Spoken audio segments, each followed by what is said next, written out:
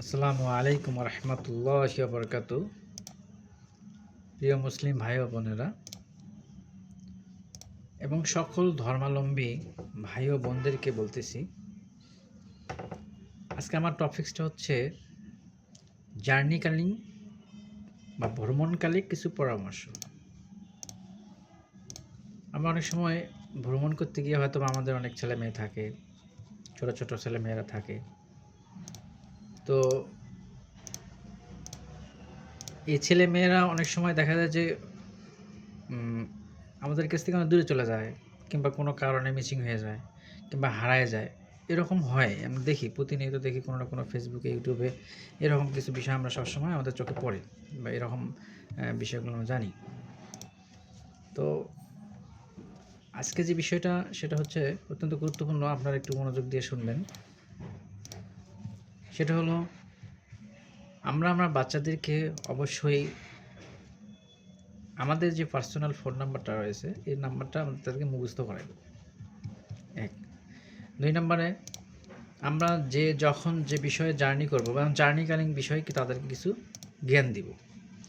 যেমন তুমি যদি কোনো কারণে, আমার বাচ্চাদেরকে আমরা বলবো, তুমি যদি কোনো কারণে আমাকে ছেড়ে বা আমাদেরকে হারাই ফেলাইছো, বা আমরা তোমাদেরকে হারাইছি, তখন তুমি আমাদেরকে কীভাবে সন্ধান করবে।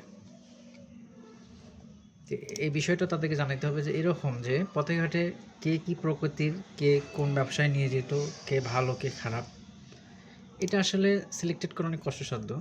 তবে হ্যাঁ, কিছু টিপস রয়েছে যে এই সব লোকদেরকে জিজ্ঞেস করা যাবে না, এই সব লোকদের জিজ্ঞেস করা যাবে। যেমন স্থানীয় দোকানদার, যদি তাকে ভালো মনে হয়, স্থানীয় দোকানদারকে তার এই সহযোগিতার বা এই বিপদ আপদ বালা মুসিবত বা এই যে দুর্দশা, এটা নিয়ে তাদের সাথে ডিসকাস করা যাবে বা তাদের কাছ থেকে সহযোগিতা চাওয়া যাবে। দ্বিতীয়ত, যদি আমরা ট্রেনে থাকি, ট্রেনে কে থাকে? পুলিশ থাকে, তারপরে টিটি থাকে। তো আমরা এই টিটি বা পুলিশের কাছে সহযোগিতা চাবো, এটা আমরা বাচ্চাদেরকে বোঝাবো। সাধারণ কোনো পাবলিকের কাছে সহযোগিতা চাবো না, কারণ তারা কোন প্রকৃতির, কোন মোটিভে তা জানে না। কিন্তু টিটি কিন্তু সরকারি চাকরিজীবী, অর্থাৎ সে তার পেশাটা হচ্ছে চাকরিজীবী, সে অন্তত খারাপ হবে না, আশা করা যায়। এরপরে যদি বাসে থাকি, বাসে যেমন ধরেন যে হেল্পার রয়েছে, সুপারভাইজার রয়েছে, ড্রাইভার রয়েছে, আমরা এনাদের কাছে সহযোগিতা চাবো। আর পথে ঘাটে হয় পুলিশ, ট্রাফিক বা পুলিশ সার্জেন্ট বা ট্রাফিক, আর আদার্স স্থানীয় দোকানদার, এদের ছাড়া কাউকে জিজ্ঞেস করবে না। এইভাবে আমরা বাচ্চাদেরকে বোঝাবো। তো এটা আমাদের সবারই করা উচিত বাচ্চাদের সেফটির জন্য।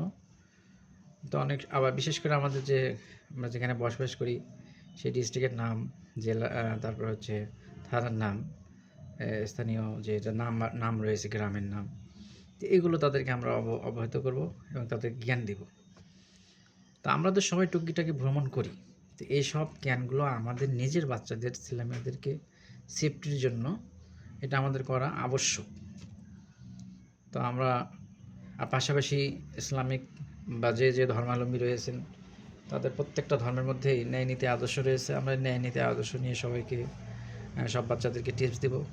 কারো বিষয় নিয়ে আমরা কারো জিনিস হাতে নেব না, কেউ দিতে চাইলে খাবো না পথে ঘাটে। যাই হোক, ন্যায় নীতি আদর্শ, অর্থাৎ পথে ঘাটে যদি কেউ কোনো কিছু দিতে চায় ভ্রমণকালীন, আসলে ভ্রমণকালীন আরেকটা বিষয় হচ্ছে খাবার। অনেকে ইচ্ছাকৃতভাবে অনেক খাবার ইনভাইট করে, তা আমরা এটা খাবো না, এখান থেকে বিরত হবো। আর যতটুকু পারি সতর্ক থাকার চেষ্টা করবো, ইনশাআল্লাহ। আসসালামু আলাইকুম রহমতুল্লাহি ওয়া বারাকাতুহু।